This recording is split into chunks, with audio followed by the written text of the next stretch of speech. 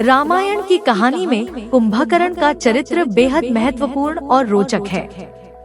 रावण का यह विशालकाय भाई अपने अनोखे व्यक्तित्व के लिए प्रसिद्ध था। उसकी खासियत उसकी भूख से ज्यादा उसकी गहरी नींद थी, जो किसी भी सामान्य इंसान की नींद से अलग थी। कुंभकर्ण को जगाना अपने आप में एक चुनौती थी।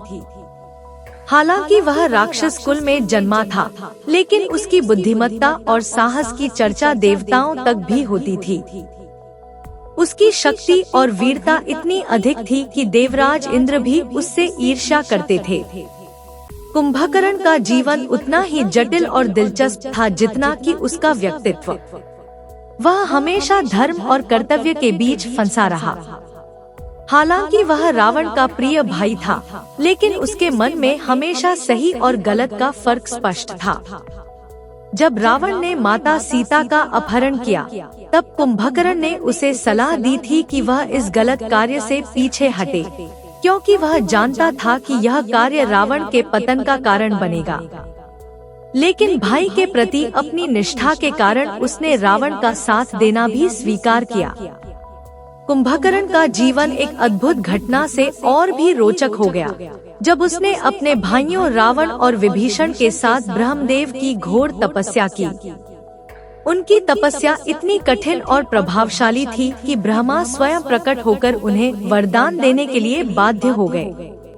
यह वह समय था जब राक्षसों का साम्राज्य अपनी शक्ति के चरम पर था और देवताओं को यह डर सताने लगा था कि अगर कुंभकर्ण ने कोई बड़ा वरदान मांगा तो उनका साम्राज्य संकट में पड़ सकता है। विशेष रूप से देवराज इंद्र को यह डर था कि कहीं कुंभकर्ण वरदान में स्वर्ग का सिंहासन न मांग ले। इस डर से घबराए इंद्र ने माँ सरस्वती से सहायता मांगी। माँ सरस्वती, जो वाणी और बुद्धि की देवी मानी जाती हैं, इंद्र की सहायता के लिए कुंभकर्ण की तपस्या के समय उसकी जीभ पर नियंत्रण कर दिया। जब ब्रह्मा ने कुंभकर्ण को वरदान मांगने के लिए कहा, तो कुंभकर्ण के मन में इंद्रासन, स्वर्ग का सिंहासन मांगने की इच्छा थी, लेकिन सरस्वती के प्रभाव से उसके मुख से निंद्रासन शब्द निकल गया। ब्रह्मा ने तुरंत तथास्तु कह दिया और इस प्रकार कुंभकर्ण को आशीर्वाद मिला कि वह एक लंबे समय तक सोएगा। जब कुंभकर्ण को यह एहसास हुआ कि उसने गलत वरदान मांगा है, तो वह बहुत पछताया। उसने रावण से कहा कि यह वरदान उसके लिए श्राप से कम नहीं है, क्योंकि वह जीवन का एक बड़ा हिस्सा सोने में ही व्यतीत कर देगा। रावण ने ब्रह्मा से आग्रह किया कि इस वरदान को वापस लिया जाए। ब्रह्मा ने शर्त रखी कि कुंभकर्ण वर्ष के 6 महीने सोएगा और 6 महीने जागेगा। रावण ने इस शर्त को मान लिया, लेकिन यह जानते हुए भी कि यह उनके भविष्य के लिए कितना घातक हो सकता है, वह असहाय था। यह घटना कुंभकर्ण के जीवन की दिशा को बदलने वाली थी। अब वह अपनी अद्भुत ताकत के बावजूद जीवन का आधा हिस्सा सोने में बिताने के लिए मजबूर था। उसके लिए यह किसी भी योद्धा से बड़ा संघर्ष था, क्योंकि युद्ध के मैदान में अपनी वीरता दिखाने का समय सीमित हो चुका था।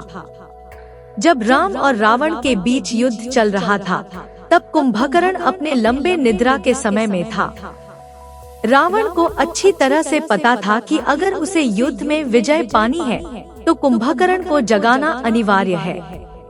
कुंभकर्ण को जगाने का प्रयास अपने आप में एक महाकाव्य घटना बन गई। उसे जगाने के लिए विभिन्न उपायों का सहारा लिया गया। बड़े बड़े नगाड़े बजाए गए, उसकी नाक के पास बड़ी बड़ी महकती चीजें रखी गयी, उसके कानों में जोर जोर से आवाजें की गयी, लेकिन फिर भी वह नहीं जागा। अंत में कुंभकर्ण के विशाल शरीर पर हजारों हाथियों की शक्ति से पानी फेंका गया। तब जाकर वह नींद से जागा। नींद से जागते ही कुंभकर्ण को यह एहसास हुआ कि उसका भाई रावण, जो कि हमेशा शक्तिशाली और अजेय माना जाता था, अब संकट में है। वह समझ गया था कि रावण ने जो निर्णय लिए थे वे गलत थे और अब उसका पतन निश्चित है। लेकिन कुंभकर्ण का अपने भाई के प्रति प्रेम और निष्ठा अडिग थी। वह जानता था कि उसे इस युद्ध में भाग लेना होगा, भले ही वह इसके परिणाम से पूरी तरह अवगत था। कुंभकर्ण का युद्ध में शामिल होना रामायण का एक महत्वपूर्ण मोड़ था। वह जानता था कि इस युद्ध में उसकी हार तय है, लेकिन उसने फिर भी पूरी वीरता के साथ युद्ध में हिस्सा लिया। उसकी विशालकाय काया और उसकी अद्भुत शक्ति ने राम की सेना को चौंका दिया था।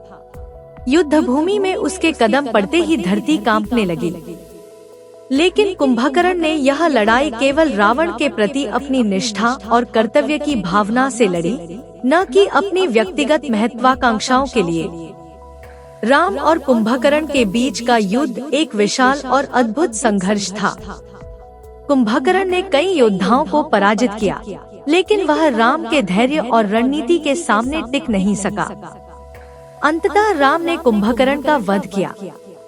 कुंभकर्ण का यह बलिदान उसकी वीरता और निष्ठा का प्रतीक था। वह जानता था कि उसका अंत निकट है, लेकिन फिर भी उसने अपने धर्म और कर्तव्य का पालन किया। कुंभकर्ण की कहानी केवल एक सोते हुए राक्षस की नहीं है, बल्कि यह निष्ठा, बलिदान और सही गलत के संघर्ष की कहानी है।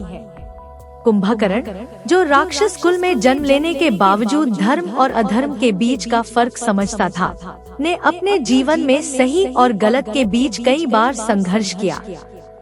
वह जानता था कि रावण ने जो किया वह गलत था, लेकिन अपने भाई के प्रति प्रेम और निष्ठा के कारण उसने अपने विचारों को पीछे रखा और अपने कर्तव्य का पालन किया। कुंभकर्ण की भूमिका हमें यह सिखाती है कि कभी कभी जीवन में हमें अपने कर्तव्यों और संबंधों के बीच संतुलन बनाना पड़ता है।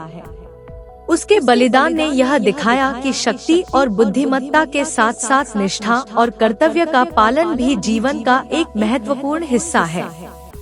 कुंभकर्ण का नाम आज भी उस योद्धा के रूप में लिया जाता है, जिसने अपने सिद्धांतों और निष्ठा के साथ जीने का प्रयास किया, भले ही परिस्थितियां उसके खिलाफ थी।